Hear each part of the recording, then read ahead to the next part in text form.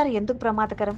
Cigarette తాగడానికి, alcohol తాగడానికి ఒకసారి మొదలెడితే అది అలవాటుగా మారుతుంది. దీన్నే అడిక్షన్ అంటాం.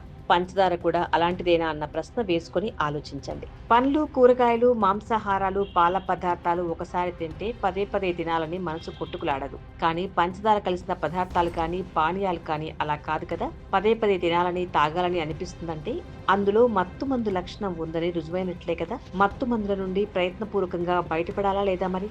ఎంత పంచదార తినొచ్చు? ధాన్యం, కూరగాయలు, పళ్ళ వంటి ఆహారాల్లో శరీర పోషణకు అవసరమైన పిండి పదార్థాలు, ప్రోటీన్లు, కొవ్వులు, ఖనిజ లవణాలు, విటమిన్ల వంటి పోషకాలుంటాయి. కానీ పంచదారలో ఇవేమీ ఉండవు.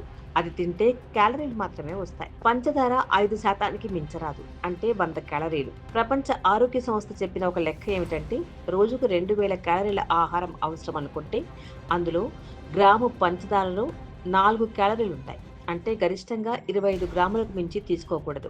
11 గ్రాములకు మించకుండా అంటే 4 గ్రాములు ఒక స్పూను అంటే 3 స్పూన్లకు మించకుండా చూసుకోమనేది వైద్యుల సూచన. కానీ ఒక్క కూల్ డ్రింక్ సీసాలోని 8 స్పూన్ల పంచదార ఉంటుంది. నేరుగా పంచదార కాకుండా మనం తినే ఇడ్లీ, దోస, వడ, అన్నం, చపాతీ అన్నీ శరీరంలోకి వెళ్ళాక గ్లూకోజ్‌గానే మారతాయని గుర్తుంచుకుంటే పంచదారను ఎంత తగ్గించుకోవాలో అర్థం చేసుకోవచ్చు.